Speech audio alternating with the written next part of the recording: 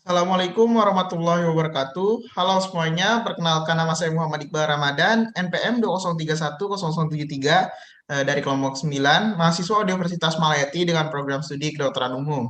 Nah, pada kesempatan kali ini saya akan membahas beberapa klinis. Nah, untuk klinis yang pertama yaitu ada hernia nukleus pulposus atau orang biasa disebut dengan syaraf kejepit. Nah, untuk definisinya yaitu hernia nukleus pulposus atau saraf kejepit adalah keadaan di mana terjadinya penonjolan sebagian atau seluruh bagian dari nukleus pulposus atau anulus fibrosus discus intravertebralis yang kemudian dapat menekan ke arah kanalis spinalis atau radik syaraf melalui anulus fibrosus yang robek. Nah, kemudian ada epidemiologi dari HNP. Nah, prevalensi hernia nukleus pulposus berkisar antara 1 sampai 2% dari populasi. Nah, kejadian hernia nukleus pulposus paling sering 90% mengenai diskus intravertebralis, lumbalis 5 sampai dengan sacrum 1 dan lumbalis 4 sampai lumbalis 5. Kemudian daerah cervicalis C6 sampai C7 dan C5 sampai C6. Dan paling jarang terkena di daerah thoracalis. Nah, prevalensi tertinggi terjadi antara umur 30 sampai 50 tahun dengan rasio pria 2 kali lebih besar daripada wanita. Nah, pada usia 25 sampai 55 tahun, sekitar 90% kejadian HNP terjadi di daerah lumbal. HNP di atas di daerah tersebut lebih sering terjadi pada usia di atas 55 tahun. Nah, kemudian ada etiologi atau penyebab dari HNP atau saraf kejepit ini. Nah, penyebab HNP biasanya didahului dengan perubahan degeneratif yang terjadi oleh karena proses penuaan dan kebanyakan oleh karena adanya suatu trauma yang berulang mengenai diskus intravertebralis sehingga menimbulkan sobeknya anulus fibrosus. Nah, pada kebanyakan pasien, gejala trauma bersifat singkat dan gejala ini disebabkan oleh cedera diskus yang tidak terlihat selama beberapa bulan atau tahun. Nah, kemudian ada faktor risiko dan komplikasi dari HNP atau saraf kejepit. Nah, untuk faktor risikonya yang pertama ada umur. Nah, semakin umur bertambah, risiko semakin tinggi. Nah, kemudian jenis kelamin, laki-laki lebih banyak daripada wanita, yaitu jumlahnya kebanyakan 2 banding 1. Nah, kemudian yang ketiga yaitu riwayat akibat cedera punggung atau HNP sebelumnya. Kemudian ada komplikasi dari HNP atau saraf kejepit. Nah, komplikasi yang dapat terjadi dari HNP ini adalah nyeri punggung untuk jangka waktu yang lama, kehilangan sensasi di tungkai yang diikuti penurunan fungsi kandung kemih dan usus. Kemudian selain itu, kerusakan permanen pada akar syaraf dan medula spinalis dapat terjadi bersamaan dengan hilangnya fungsi motorik dan sensorik. Hal ini dapat terjadi pada cervical stenosis dan spondyliosis yang menekan medula spinalis dan pembuluh darah, sehingga dapat menimbulkan myelopati dengan spastik paralegia atau quadriplegia. Nah, kemudian ada patofisiologi dari HNP. Nah, pada umumnya HNP didahului oleh gaya traumatik seperti mengangkat benda berat, aktivitas berlebihan, menegakkan badan waktu terpeleset, dan sebagainya yang mengakibatkan sobekan pada anulus fibrosus yang bersifat sirkumferensial. Nah, sobekan tersebut ditandai dengan terbentuknya nodus skomor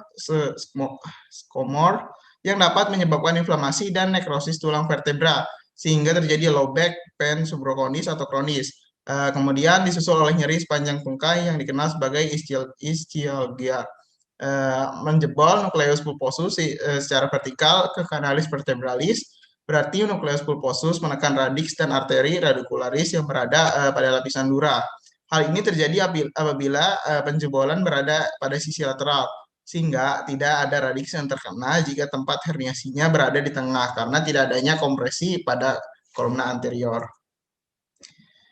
Nah, kemudian ada prognosis. Nah, pada HNP cervicalis, 75% pasien akan pulih dengan penanganan terapi medis yang memadai 10 sampai jangka waktunya yaitu 10 sampai 14 hari. Walaupun pada beberapa kasus berlanjut dengan ketidaknyamanan dan parestesis ringan. Nah, pada beberapa pasien, gejala radikular atau myelopati kambuh setelah kembali beraktivitas penuh. Untuk 25% pasien yang tidak respon terhadap terapi konservatif, dibutuhkan operasi. Perbaikan tampak pada sekitar 80% pasien yang melakukan terapi operatif pada diskus cervicalis. Kemudian pada hernia diskus lumbalis sekitar 10 sampai 20% kasus membutuhkan penanganan terapi bedah dan 85% akan pulih sepenuhnya setelah penanganan bedah. Nah, kemudian ada tata laksana atau pengobatan dari si HNP ini atau saraf kejepit ini. Nah, yang pertama itu ada penata laksanaan konservatif. Nah, untuk penataan konservatif ini, itu penataan herniasi diskus servikal dapat dilakukan dengan cara rehabilitasi fisik dan obat-obatan. Cervical soft collar, agen antiinflasi, steroid oral, rehabilitasi fisik, semuanya tepat diberikan dalam jangka waktu pendek. Karena lebih dari 90% pasien dengan gejala radikulopatik mengalami perbaikan dengan penata laksanaan tersebut. Nah, kemudian ada yang kedua yaitu penata operatif. ACDF dan korimetromi serta disektomi posterior adalah operasi tulang belakang yang paling sederhana, populer, dan paling efektif yang pernah diciptakan. Nah, indikasi yang umum diterima untuk disektomi servikal meliputi miopati dan radikopati yang persisten, yang tidak responsif terhadap tindakan konservatif. Kemudian ada pencegahan. Nah, untuk pencegahan saraf kejepit atau HNP ini, pertama itu waktu berdiri. Nah, itu jangan memakai sepatu dengan tumit terlalu tinggi, kemudian bila harus berdiri lama, selingilah dengan berjongkok atau letakkan satu kaki lebih tinggi dengan meletakkannya pada sesuatu. Kemudian meja kerja atau dapur jangan terlalu rendah sehingga harus bekerja sambil membungkuk. Kemudian bila hendak mengambil sesuatu di lantai, jangan membungkuk, tetapi dengan menekuk lutut, renggakkanlah kedua tungkai, lalu paha dan lutut ditekuk, namun pinggang tetap lurus. Kemudian bawalah barang tersebut sedekat mungkin dengan tubuh. Nah, waktu berjalan, jalanan dengan posisi tegak, rileks, dan jangan tergesa-gesa. Nah, kemudian ada waktu duduk. Nah, waktu duduk ini selama duduk istirahatkan siku dan lengan pada meja atau kursi dan jaga agar bahu tetap rileks. Kemudian kursi yang dipakai untuk duduk tidak boleh terlalu tinggi sehingga lutut lebih rendah daripada paha pada saat duduk. Kemudian duduk dengan lutut tetap setinggi ataupun sedikit lebih tinggi dari panggul. Penyangga kaki boleh dipergunakan bila perlu. Dan kedua, tungkai sebaiknya tidak saling menyilang. Periode duduk yang lama harus sering diselingi dengan berdiri beberapa menit. Kemudian, bila mengendarai mobil, tempat duduk jangan terlalu jauh jaraknya dari kemudi, sehingga posisi tungkai menjadi hampir lurus. Kemudian yang keempat itu ada waktu tidur. Nah, sebaiknya tidur dengan posisi terbaring di tempat tidur yang tidak terlalu lembek. Posisi tidur yang terbaik adalah terlentang dengan bantal di bawah lutut sehingga sendi paha dalam keadaan fleksi dan pinggang mendata. Nah, untuk klinis yang kedua yaitu ada spina bifida. Nah, definisinya itu adalah defek pada penutupan kolumna vertebralis dengan atau tanpa tingkatan protusi jaringan melalui celah tulang. Nah, spina bifida atau sumbing tulang belakang adalah suatu celah pada tulang belakang vertebra yang terjadi karena bagian dari satu atau beberapa vertebra gagal menutup atau gagal terbentuk secara utuh. Nah, untuk spina bifida ini adalah kegagalan arkus vertebralis untuk berfungsi di posterior. Itu menurut Rosa M. Sakri 1996. Kemudian ada menurut Chairuddin Rashad 1998, spina bifida adalah merupakan suatu kelainan bawaan berupa defek pada arkus posterior tulang belakang akibat kegagalan penutupan elemen saraf dari kanalis pada perkembangan awal dari embrio. Dan karena ini biasanya terjadi pada minggu keempat masa embrio. Dan derajat dan lokalisasi defek bervariasi pada keadaan yang ringan, mungkin hanya ditemukan kegagalan fungsi atau lebih dari satu arkus posterior vertebra pada daerah lumosakral. Kemudian ada epidemiologi dari spina bifida. Nah, untuk spina bifida adalah penutupan salah satu kolumna vertebralis tanpa tingkatan protusi.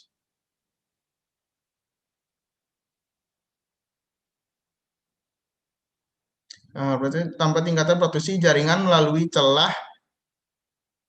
Spina bifida adalah penutupan salah satu kolumna vertebralis tanpa tingkatan protusi jaringan melalui celah yang tulang. Penyakit spina bifida atau sering dikenal dengan sumbing tulang belakang adalah suatu penyakit yang banyak terjadi pada bayi. Penyakit ini menyerang melalui medula spinalis di mana ada satu celah pada tulang belakang vertebra. Hal ini terjadi karena adanya suatu atau beberapa bagian dari vertebra gagal menutup atau gagal terbentuk secara utuh dan menyebabkan cacat berat pada bayi. Ditambah lagi, penyebab utama dari penyakit ini masih belum jelas. Hal ini jelas akan menyebabkan gangguan pada sistem syaraf karena medula spinalis termasuk sistem syaraf pusat yang tentunya memiliki peranan yang sangat penting dalam sistem syaraf manusia. Nah, jika medula spinalis mengalami gangguan, sistem-sistem lain yang diatur oleh medula spinalis pasti juga akan terpengaruh dan akan mengalami gangguan pula. Hal ini akan semakin memperburuk kerja organ dalam tubuh manusia, apalagi pada bayi yang sistem tubuhnya belum berfungsi secara maksimal.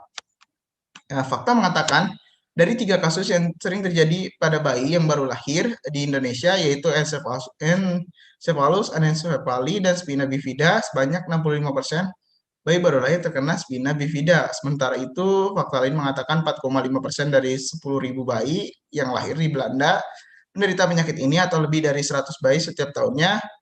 Bayi-bayi tersebut butuh perawatan medis yang intensif sepanjang hidup mereka.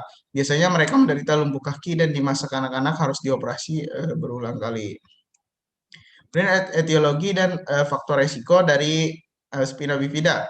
Penyebab spesifik dari spina bifida tidak diketahui, tetapi diduga akibat yang pertama itu genetik, kedua kekurangan asam folat pada masa kehamilan, yang ketiga itu lingkungan, yang keempat yaitu ada kekurangan kadar vitamin maternal. Kemudian ada faktor resiko dari spina bifida. Yang pertama itu ada umur, bayi baru lahir, kemudian ada kekurangan asam folat. Kemudian ada patofisiologi. Nah, untuk patofisiologi ini, spina bifida disebabkan oleh kegagalan dari tabung saraf untuk menutup selama bulan pertama embrio pembangunan, sering sebelum ibu tahu dia hamil. Biasanya penutupan tabung saraf terjadi pada sekitar 28 hari setelah pembuahan. Namun, jika sesuatu yang mengganggu dan tabung gagal untuk menutup dengan baik, cacat tabung saraf akan terjadi. Obat seperti beberapa anti konvulsan diabetes setelah seorang kerabat dengan spina bifida, obesitas dan peningkatan suhu tubuh dari demam atau sumber-sumber eksternal seperti bak air panas dan selimut listrik dapat meningkatkan kemungkinan seorang wanita akan mengandung bayi dengan spina bifida. Namun, sebagian besar wanita yang melahirkan dengan spina bifida tidak mempunyai faktor risiko tersebut, sehingga meskipun banyak penelitian masih belum diketahui apa yang menyebabkan mayoritas kasus. Nah, beragam spina bifida prevalensi dengan populasi manusia yang berbeda dan bukti luas dari strain tikus dengan spina bifida menunjukkan dasar genetik yang untuk kondisi. Seperti manusia lainnya, penyakit seperti kanker, hipertensi, dan arteriosklerosis, penyakit arteri koroner, atau spina bifida, kemungkinan hasil dari interaksi dari beberapa gen dan faktor lingkungan. Penelitian telah menunjukkan bahwa kekurangan asam folat adalah faktor dalam patogenesis cacat tabung saraf termasuk spina bifida. Kemudian ada penata laksanaan atau pengobatan dari spina bifida.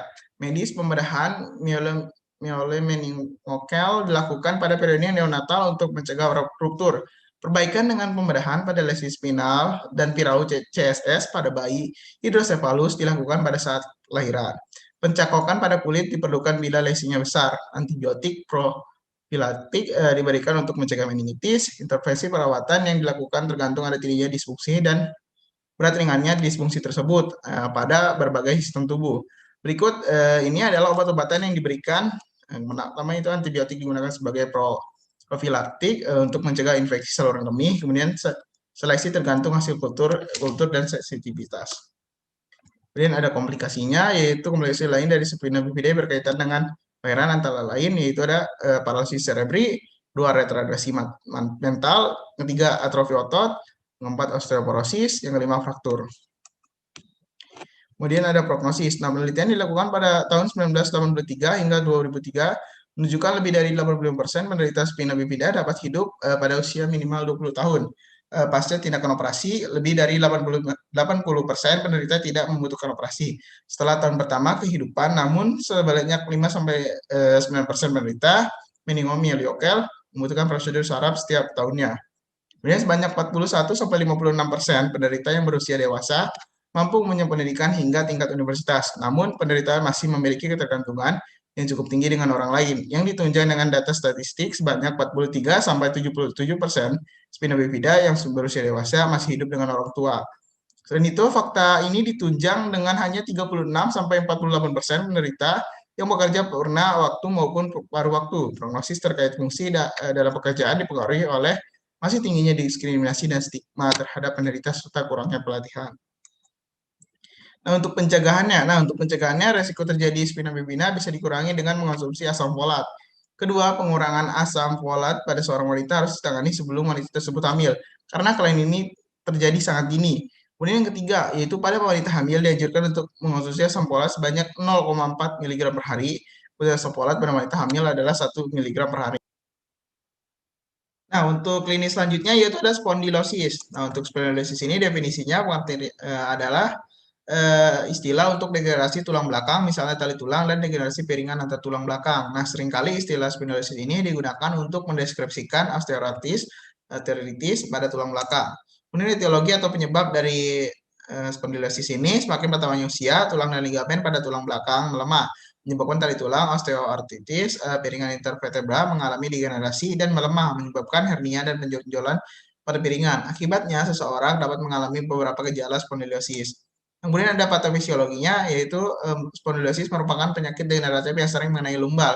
Proses degeneratif diskus intervertebrata disertai perubahan struktur diskus menjadi rata. Nah, penonjolan tulang oleh permukaan osteofit tampak di tepi anterior dan posterior pada korpus vertebra. Nah, tonjolan tulang yang menonjol di bagian posterior dapat melewati batas foramen intervertebra sehingga menyebabkan radix saraf yang keluar pada posisi sebelahnya diskus intervertebralis akan mengalami perubahan sifat ketika usia bertambah tua.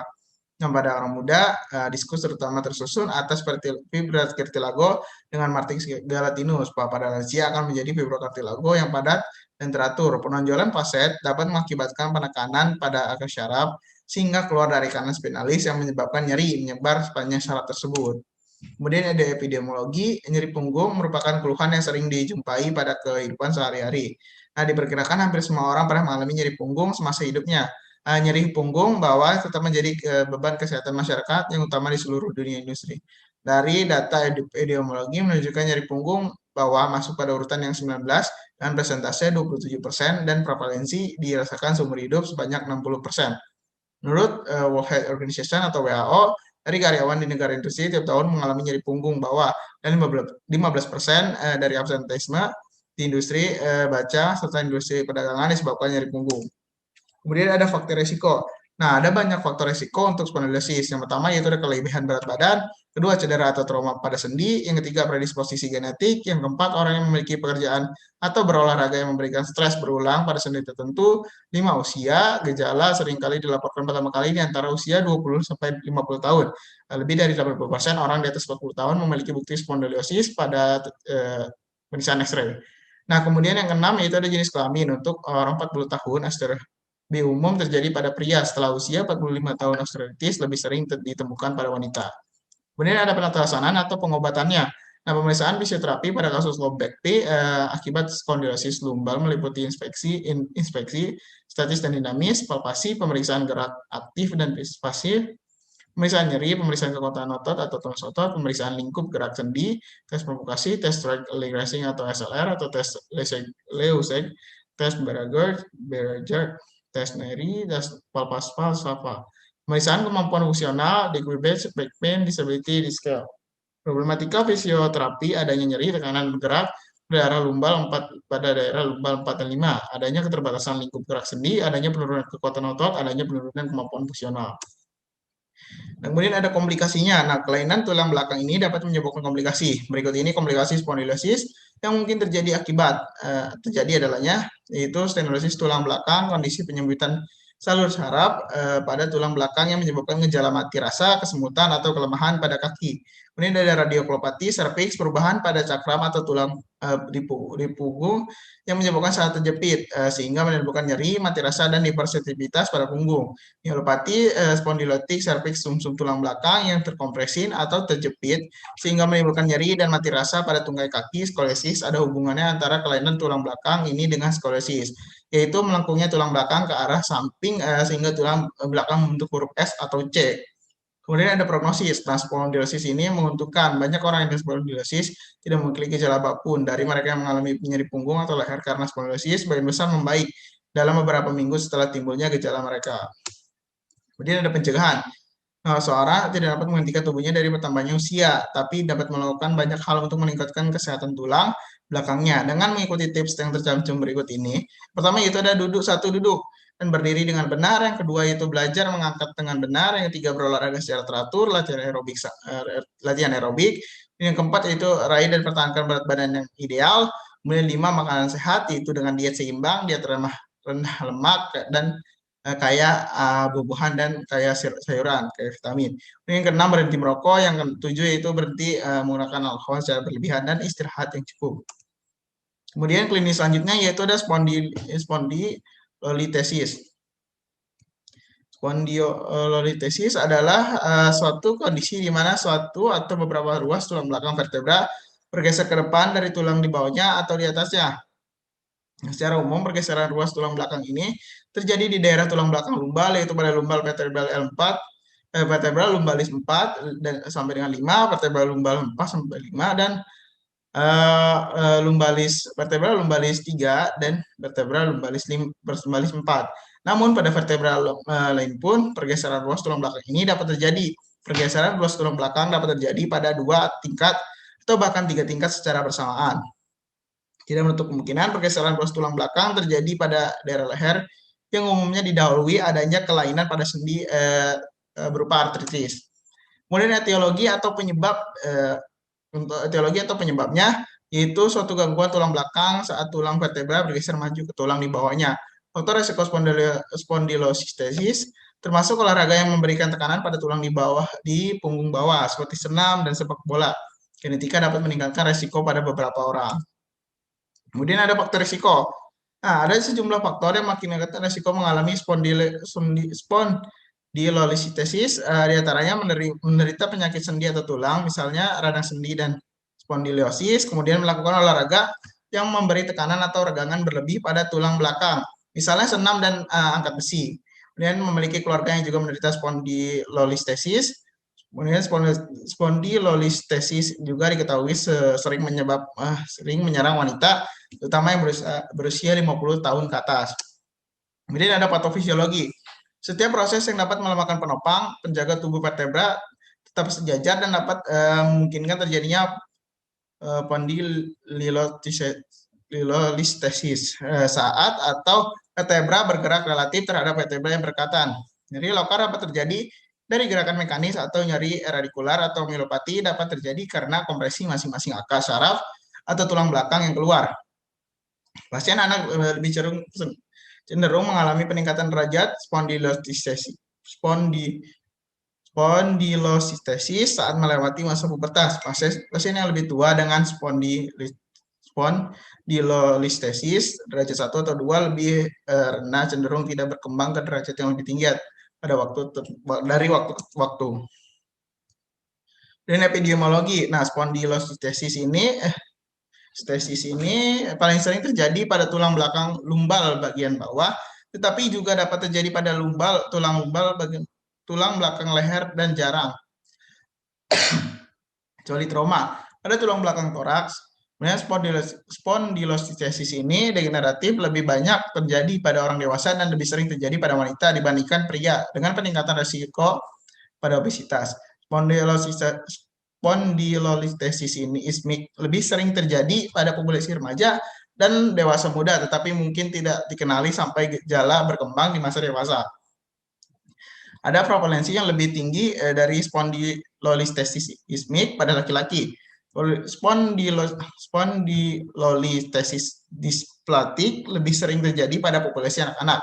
Dengan perempuan lebih sering terkena daripada laki-laki. Perkiraan populasi saat ini adalah 6-7%. Untuk ismik spondylolistesis pada usia 18 tahun dan hingga 18% dari pasien dewasa yang menjalani MRI tulang belakang lumbal. Spondylolistesis ini derajat 1 menyumbang 75% dari semua kasus. Spondylolistesis ini paling sering terjadi pada tingkatan lumbalis 5 sampai sakrum 1 dengan translasi anterior dari tubuh vertebral 5, vertebral lumbalis 5 pada tubuh sakrum 1 vertebral. Level lumbalis 4 sampai 5 adalah lokasi paling umum kedua untuk spondylolistesis. Kemudian ada komplikasi. Komplikasi spondylolistesis ini bisa menyebabkan komplikasi serius bila dibiarkan tidak tertangani. Komplikasi itu meliputi nyeri punggung bawah yang berkepanjangan, kifosis atau lengkungan tulang belakang yang tidak normal, kesulitan mengontrol buang air kecil, dan buang air besar. Nah, kemudian kerusakan permanen pada saraf tulang belakang, mati rasa, hingga kelumpuhan pada kaki. Kemudian ada prognosis. Mayoritas mengalami perbaikan klinis dengan pemeriksaan konservatif, terutama pada spondylolistesis ismik grade 1 atau grade 1 dan 2. Spondylolistesis ini bukan merupakan suatu kondisi yang mengancam jiwa, tapi dapat menurunkan kualitas hidup si penderita. Kemudian ada pencegahan. pencegahan spondilitis ini, meski spondilitis ini sulit dicegah, beberapa langkah berikut dapat Anda lakukan untuk mengurangi resiko terjadinya atau terserangnya kondisi tersebut. Nah, pertama yang itu mempertahankan berat badan ideal agar tidak membebani tulang belakang. Kemudian yang kedua yaitu mengonsumsi makanan bergizi seimbang untuk menjaga kesehatan tulang. Kemudian rutin berolahraga, terutama olahraga untuk melatih kekuatan otot, punggung, serta menghindari olahraga yang berisiko mencederai tulang belakang. Kemudian ada penalasannya. Penalsanaan spondilitis ini bergantung pada usia, penyebab, tipe, dan derajat, serta tingkat morbiditas gejala klinis pasien. Tujuan utama penalsanaan adalah mengurangi morbiditas dan menekan progresivitas penyakit hingga tercapai remisi. Penanganan terdiri dari terapi konservatif dan operatif. Sedangkan spondilitis ini tipe patologis membutuhkan terapi sesuai penyakit yang mendasari. Kemudian sumbernya bisa dilihat. Nah, cukup sekian dari saya. Kurang lebihnya mohon maaf. Wabillahi taufiq wal hidayah. Wassalamualaikum warahmatullahi wabarakatuh.